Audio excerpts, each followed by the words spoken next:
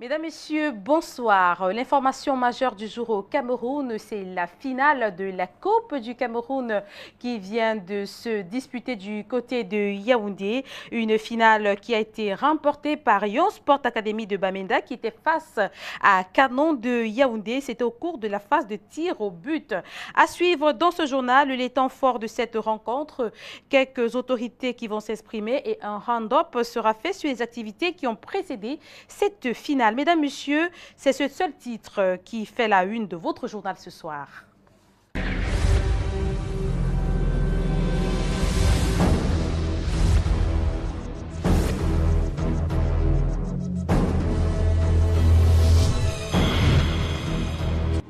Mesdames, Messieurs, une fois de plus, bonsoir et bienvenue à ce journal. 54e édition de la Coupe du Cameroun.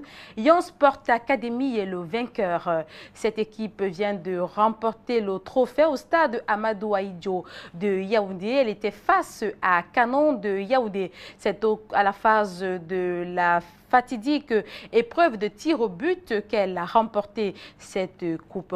Omer Ndjomo, vous revenez sur les temps forts de cette finale. Les jeunes stars de Bamenda écrivent la plus belle page de leur histoire. Yon Sport Academy décroche la première vraie distinction de son histoire dans le football camerounais. Les académiciens ont remporté leur premier trophée de la Coupe du Cameroun ce dimanche en venant à bout du Canon de Yaoundé à l'issue de la fatidique épreuve de tir au but. Yon Sport Academy de Bamenda, dont on ne vendait pas très cher la peau avant la rencontre, a tenu la dragée haute devant le très expérimenté Canon de Yaoundé. Sur les 90 minutes du temps réglementaire, les deux formations se sont séparées sur un score vierge de 0 but partout. Le Canon de Yaoundé ne portera donc pas la 12e couronne de la Coupe du Cameroun dont il convoite depuis plus de 14 ans maintenant. Dans le jeu, pas d'éclat véritable durant les deux parties de la rencontre. Mais tout ce que l'on peut retenir, c'est que la vérité de la 54e édition de la Coupe du Cameroun a finalement donné raison au jeu développé par les enfants de Bamenda. Avant le démarrage de cette finale, une grande parade a été organisée pour mettre un terme à la saison sportive 2013. Cette parade était exécutée par les élèves et les étudiants des établissements secondaires de la ville de Yaoundé et des universités de cette même ville. Et vous dites que la dite parade a célébré l'unité nationale ainsi que la qualification des Lions indomptables au mondial 2014. Ebel Olinga.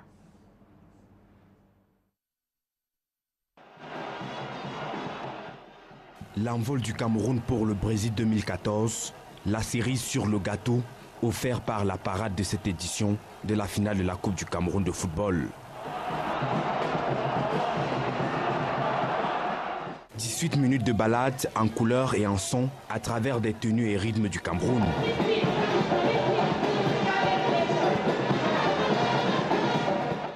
Du Makossa, du Bikoutsi ou encore du Makassi, l'accompagnement de ces accessoires visuels et sonores a servi pour traduire l'unité nationale, symbolisée ici par l'immense drapeau tricolore du Cameroun.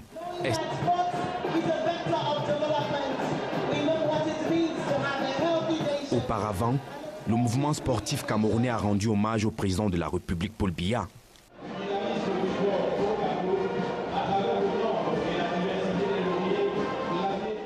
Le chef de l'État par qui les fédérations sportives du Cameroun ont obtenu un soutien magistral pour engranger cette année un total de 163 lauriers internationaux. La poignée de main chaleureuse du président de la République à chacun des 36 présidents des fédérations dans la phase protocolaire de cette finale de la Coupe du Cameroun de football témoignait, s'il en était encore besoin, du satisfecit du premier sportif vis-à-vis des 10 lauriers.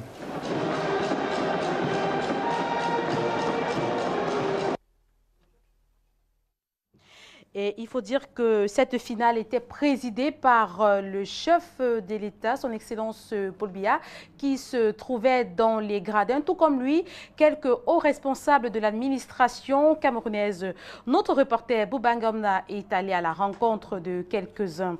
Cet élément de Boubangomna n'est pas encore prêt. Nous allons poursuivre ce journal pour dire que petite mobilisation pour un grand événement annoncé, que ce soit dans l'organisation ou dans l'adhésion populaire.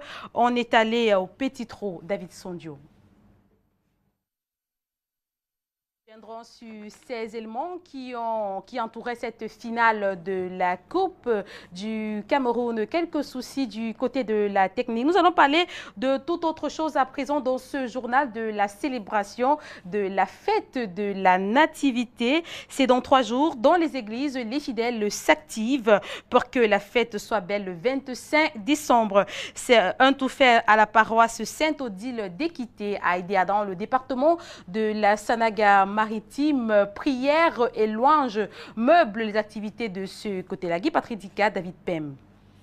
À la paroisse Sainte-Odile d'Équité à Idéa, les fidèles sont déjà à l'attente de Jésus-Christ. Ce dimanche 22 décembre, chants, louanges, prières sont au centre de cette Eucharistie. Une occasion pour les chrétiens de rendre grâce à Dieu pour les bienfaits de l'année qui s'achève.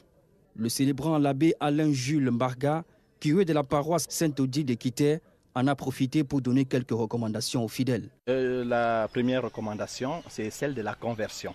La conversion, c'est-à-dire quitter le côté négatif de ce qu'on faisait et pouvoir embrasser le Christ par rapport à son avènement. Alors, il y a d'abord cette conversion. La seconde recommandation se situe dans la modestie, le calme et même beaucoup plus la tempérance pendant ces fêtes de fin d'année. Vandalisme, dépravation des mœurs sont les différents fléaux que les chrétiens devraient éviter en cette période des fêtes de fin d'année. La messe s'est achevée par une bénédiction finale. Le poulet, cette viande très prisée en cette période de fête de fin d'année, n'est pas vendue dans les marchés de la ville d'Idéa, dans la Sanaga maritime. Et les commerçants les commerçants paniquent et se plaignent. Vanessa Mela, David Pem. La clientèle se fait rare et les commerçants sont désemparés. Nous sommes au marché de poulet de la ville d'Idéa. La denrée la plus sollicitée en période des fêtes ne se vend pas, rendue à moins 72 heures de la fête de Noël. Les poulets sont là, mais on ne paye pas. Nous sommes les derniers gens, les derniers tableaux. La situation se complique davantage pour les revendeuses car elles ne font pas de l'élevage et prennent parfois la marchandise à crédit chez les fermiers. Pas à la ferme. Je trouve le poulet. Je cause avec le fermier. Il me donne son poulet. Je prends son poulet, je viens mettre ici dans le comptoir, je vends et je lui paye. Je n'ai pas de capital pour fonctionner. L'une des raisons qui explique le manque de clients au marché de poulet d'Idéa est l'augmentation du prix. Au lieu de 2500 francs CFA, c'est à partir de 4000 francs que se vend un poulet. Les commerçants de ce marché sont tout de même optimistes. Ils espèrent faire des bons chiffres les 24 et 25 décembre prochains. Construire à partir des matériaux locaux, c'est possible. Les jeunes du département d'Union dans la région du Sud-Est du Sud-Ouest viennent de l'apprendre à travers une formation organisée par la mission de promotion des matériaux locaux, la MIPROMALO. Objectif, promouvoir ce type de matériaux. Inès Danielson. Ces jeunes sont issus des 9 arrondissements que compte le département d'Undian. Ici, à l'esplanade de la commune d'Ekonotiti, ils s'activent à produire des blocs de terre comprimés. Il s'agit de la phase pratique d'une formation d'une semaine sur la production et l'usage des blocs de terre comprimés, mieux des matériaux locaux, fruit de la mission de promotion des matériaux locaux qui, sur la base de l'abondance des matières premières, de la simplicité de leur technique d'exploitation et de mise en œuvre, identifie des produits autour desquels elle organise sa mission à moyen terme. Dès qu'on utilise le sous-sol dans la localité, on diminue énormément même le coût de construction. En utilisant la terre, parce que ici c'est la terre qu'on a utilisée, on a comprimé, le bloc de terre comprimé, disons, on a stabilisé avec un peu de ciment. Mais en utilisant ces matériaux, on réduit fortement le coût de construction. Et on a constaté que quand on utilise les blocs de terre comprimés, les constructions sont moins chères. Les attestations qu'ils reçoivent sont la preuve qu'ils sont aptes à produire et à utiliser les blocs de terre comprimés. À travers la fabrication des matériaux locaux, ces jeunes militent pour l'auto-emploi dans le souci de barrer la voie au chômage. La mine Promalo valorise l'emploi des matériaux localement fabriqués en vue de réduire les coûts de réalisation des équipements nationaux. Pour parler de ces fidèles, ceux de la paroisse Mont-Carmel de Douala, qui ont célébré ce jour leur nouveau berger. Guy Patrick Dika, Luciano Ndjanko. Ordonné prêtre de Jésus-Christ le 7 décembre dernier à Douala, l'abbé Francis Sepa entame sa première prise de contact avec les chrétiens catholiques. Ce samedi, une messe d'action de grâce a eu lieu à l'église Notre-Dame de Mont-Carmel à l'occasion de son ordination. C'est le Seigneur qui nous a rassemblés autour de cette Eucharistie, mais davantage pour rendre grâce pour ce qu'il a fait le mois de par l'imposition des mains de Monseigneur Samuel. Aujourd'hui, mes aînés se sont retrouvés pour que nous puissions ensemble dire merci au Seigneur. Donc, ce qui a été fait, et nous rendons grâce à Dieu pour ce merveilleux don qu'est le sacerdoce. Cette cérémonie religieuse intervient au moment où l'Église catholique célèbre la visitation. Selon l'évangile Saint-Luc tiré du verset 39 à 47, la Sainte Vierge Marie rend visite à sa cousine Élisabeth. Celle-ci, enceinte de Jean-Baptiste, lui annonce la nouvelle selon laquelle elle porte dans son ventre le Fils du monde. Et du coup, c'est un moment d'intense méditation pour les fidèles. Ce n'est pas tous les jours qu'on a quelqu'un qui sort de quelque part et qui est appelé par le Seigneur. Donc c'est un don merveilleux que le Seigneur a fait pour nous et nous avons le devoir de rendre gloire pour cela.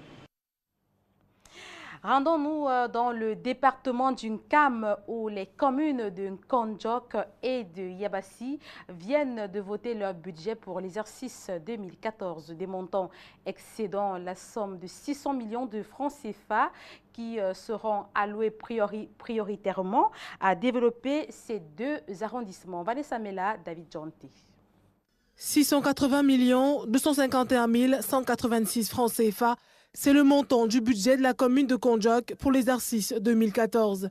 Il a été voté et adopté lors de la première session ordinaire du conseil municipal. Ce budget, qui connaît une augmentation de 2,5% en valeur relative, servira à accentuer le développement dans l'arrondissement, d'où l'augmentation du budget d'investissement. Dans ce budget, nous constatons que les dépenses de fonctionnement sont en baisse, alors que les dépenses d'investissement sont en hausse. Ce qui veut dire que nous avons opté pour investir. À la commune de Yabassi, même exercice. Le budget prévisionnel adopté s'élève à 623 490 000 francs CFA. Le préfet du département d'Unkam, qui préside la cérémonie, en profite pour étayer davantage les conseillers municipaux sur la gestion de ce budget. Ces 623 400 000, ce n'est pas de l'argent qui est déjà posé quelque part et qu'il faudrait que le maire prenne pour dépenser. C'est effectivement la somme des efforts que devraient faire tous les contribuables de la commune de Yabassi pour que les conditions de vie des populations soient ainsi améliorées.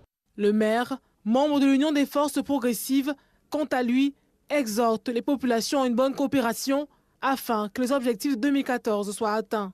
C'est pour ça que nous appelons les citoyens de la commune de Yabassi à beaucoup de civisme fiscal, parce que nous allons avoir besoin d'eux pour réaliser le plan de la ville, ouvrir les routes comme nous avons commencé, promouvoir l'entretien rural, le défrichage, le désherbage, réhabiliter les forages d'eau. À Nkondjok et à Yabassi, les communes sont gérées par de nouveaux maires. Dès janvier 2014, ils mettront en application leurs projets. La commune de Tiko connaît également son budget de fonctionnement pour l'exercice 2014. Il s'élève à 850 millions de francs CFA. La particularité ici est que cette commune est dirigée par un maire issu d'un parti d'opposition, le SDF. Le maire qui met comme priorité améliorer les conditions de vie de ses populations. Inès Danielson. La commune d'arrondissement de Tiko, porte d'entrée du sud-ouest depuis le 30 septembre 2013, est dirigée par le Social Democratic Front. Son maire, Mokondo Daniel, et ses conseillers municipaux, Mungos Levé, s'engagent à redorer l'image de cette municipalité, longtemps restée insalubre et sous-développée. Avec une enveloppe financière de 850 millions de francs CFA, l'exécutif municipal entend mettre sur pied plusieurs projets de développement. le budget de l'année prochaine, c'est-à-dire 2014, est situé à 850 millions. C'est-à-dire il y a un pourcentage de 9,1%. Si tu veux comparer ça avec le budget de 2013. Et nous, on pense que c'est un budget qu'on peut réaliser parce qu'en 2014... Depuis 2 mois, la ville de Tiko est en pleine mutation. On multiplie les campagnes d'hygiène et de salubrité en cette période où le Sud-Ouest s'apprête à recevoir le chef de l'État dans le cadre de la célébration des 50 ans de la réunification du Cameroun. La ville a reçu un coup de neuf. Autre réalisation attendue en 2014, l'aménagement du réseau routier en état déplorable, l'achèvement de la 2e phase des travaux de construction du marché central de Tiko, la réhabilitation des espaces marchands, dont la ville de Moutenguene, l'approvisionnement en eau potable, la fourniture d'énergie électrique et l'extension de la tribune à la place des fêtes. L'aboutissement de ces projets participera de fort belle manière à l'amélioration du niveau de vie des populations locales. Un mot en culture dans ce journal, le bœuf, cette viande très consommée par les Camerounais, est célébrée du côté de la Damawa. La fête du bœuf est devenue une tradition dans cette partie du pays. C'est une initiative du peuple Peul qui, à travers cette fête, valorise la culture Peul. Suivant cet élément. Le bœuf est leur principale source de revenus. Pour le célébrer, les Peuls, venus du Mali, du Nigeria, du Tchad et de la Guinée, sont associés à ceux du Cameroun. C'est à Balewa, dans l'arrondissement de Niamak, situé à 25 km de la ville de Ngaoundéré, que sont déroulées pendant 3 jours les activités de la fête des bœufs. Cette année, c'est la 21e édition. Cette fête, comme vous le savez, consacre une partie très importante de la culture Peul et particulièrement de la culture ici camerounaise concernant l'élevage. Nous sommes à une 20e édition et nous avons eu l'honneur de participer à beaucoup de précédentes éditions. Et nous saluons à travers cette édition le courage et surtout la ténacité d'un homme qui a consacré une bonne partie de sa vie à l'élevage. Il s'agit de Aladji Mahamadou Abou Ousmane. Danse traditionnelle, exposition et courses de chevaux sont quelques articulations. 2 courses hippiques ont été servies aux amoureux du cheval, une pour le président Paul Biya et l'autre pour l'amitié Cameroun-Nigeria. À travers la fête des bœufs, les Peuls veulent valoriser l'élevage et leur propre culture. Chaque année, la fête des bœufs est organisée à Ngaoundéré. Pendant cette fête, défilent les meilleures espèces et sont primés les meilleurs bergers.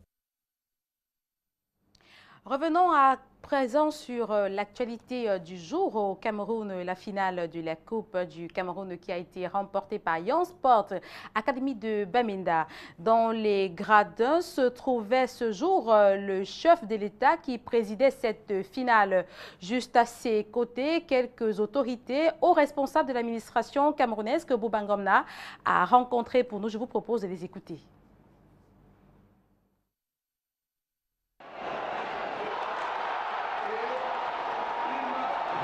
La finale a été moyenne, le canon a joué, mais Young Sport n'a pas plié et Young Sport mérite sa victoire. Young Sport, c'est vrai qu'ils ont gagné, mais on ne peut pas être là à 11 contre 10 et qu'on ne puisse pas accélérer un match. C'est dommage, parce qu'on était venu, on a vu les 15 premières minutes qui étaient bonnes, mais après, on n'a plus vu du beau football. Sur le plan de l'organisation générale, je crois que nous avons eu droit à une saison sportive bien remplie dans l'ensemble des fédérations sportives civiles. Nous avons récolté près de 163 lauriers, ce qui est encourageant pour nous. Nous avons réussi, grâce à l'impulsion du chef de l'État, à faire qualifier les Lions indomptables du football pour le Brésil 2014. Vous avez écouté là le président du comité de normalisation de la Fédération camerounaise de football, Joseph Obona, et le ministre des Sports et de l'Éducation physique, Adoum Garoua. Il faut dire que cette finale n'a pas eu la mobilisation digne de son rang. Petite mobilisation pour un grand événement annoncé, que ce soit dans l'organisation ou dans l'adhésion populaire. Et vous dites, David Sonjo, que la population est allée de petits trous. La clôture de saison sportive semble payer le lourd tribut du mystère sur la date de l'événement, annoncé seulement 48 heures avant. Cela a eu des répercussions sur le déploiement des principaux acteurs et autres responsables des différentes fédérations sportives. Sur la cinquantaine de fédérations que compte le Cameroun, une vingtaine d'abonnés absents. Seuls 36 présidents ont reçu la poignée de main de Paul Biya, le chef de l'État, en signe de félicitations. Les autres n'ont pas été mis à la touche, mais n'ont pas pu rallier Yaoundé pour les uns et déficit d'information pour les autres. État des choses aussi visible dans les gradins, où jusqu'au début de la rencontre canon sportif de Yaoundé Young Sport Academy, des places cherchaient encore spectateurs dans les gradins. Que dire de l'organisation sensiblement à la petite semelle? Absence d'informations sur les acteurs et les plaquettes conçues par le ministère des Sports, insuffisant pour les personnalités ayant fait le déplacement d'un Fandena. Parfois en panne d'informations. La 54e édition de la Coupe du Cameroun de football désormais terminée, seuls quelques lauriers sur une brochette des 163 ont été félicités. Rendons-nous à présent au Niger. La population est en colère. Des milliers de Nigériens ont marché dans les rues de Niamey ce jour pour dénoncer le partenariat entre Areva et l'État du Niger. Un partenariat qu'elle qualifie de déséquilibré. Les manifestants ont été bloqués par les forces de maintien de l'ordre. Nos confrères d'ITV. La manifestation, qui a drainé environ 2000 personnes dans les rues de Niamey, a été organisée à l'initiative du réseau des organisations pour la transparence et l'analyse budgétaire. Objectif, dénoncer le partenariat déséquilibré entre Areva et l'État du Niger. Nous avions marché pour faire comprendre d'abord, pas à Areva, mais aux autorités nigériennes qu'ils doivent faire appliquer la loi à Areva. La loi nigérienne dans toute sa rigueur. Areva ne peut pas être une exception au Niger. Invité à se joindre à la manifestation, la classe politique nigérienne a brillé par son absence. Seul un député de l'opposition, membre du réseau parlementaire sur l'initiative pour la transparence dans les industries extractives, est venu soutenir les manifestants. Je suis, comme je vous le dis, vraiment très concerné, très interpellé par rapport à ça. Étant entendu que notre Constitution consacre dans les articles 149 à 153 une primauté de la gestion même des ressources naturelles comme étant un bien sacré. À l'issue de cette manifestation, un mémorandum devait être remis aux responsables d'Areva à Niamey. Mais les manifestants ont été bloqués à 150 mètres du siège d'Areva par les forces de l'ordre.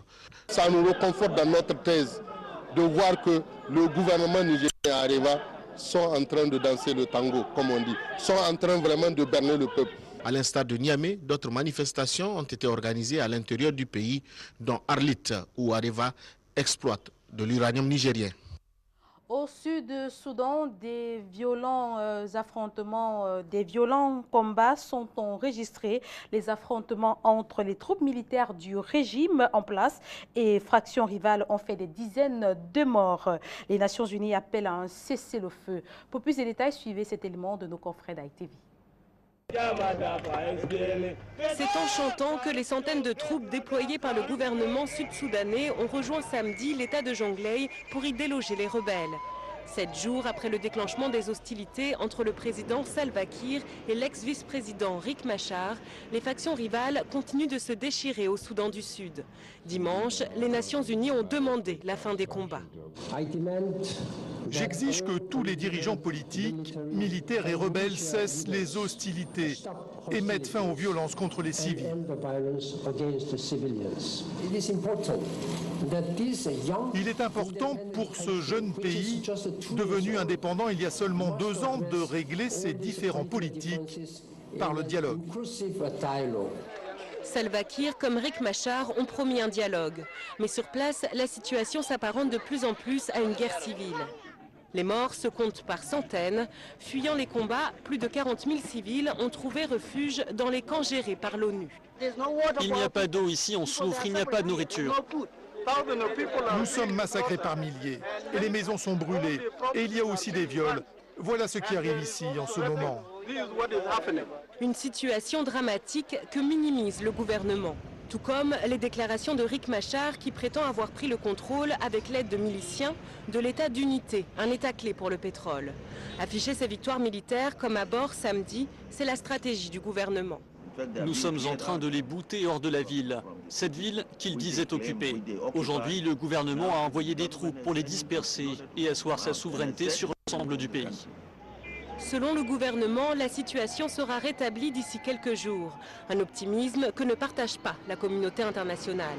Dimanche, 2 envoyés des États-Unis et du Nigeria étaient attendus pour renforcer les efforts diplomatiques et éviter que la guerre civile enflamme tout le pays. Mesdames, Messieurs, c'est ici que se referme ce journal réalisé par l'ensemble de la rédaction. Merci de nous avoir suivis. Passez d'agréables moments en compagnie des programmes du Canada International.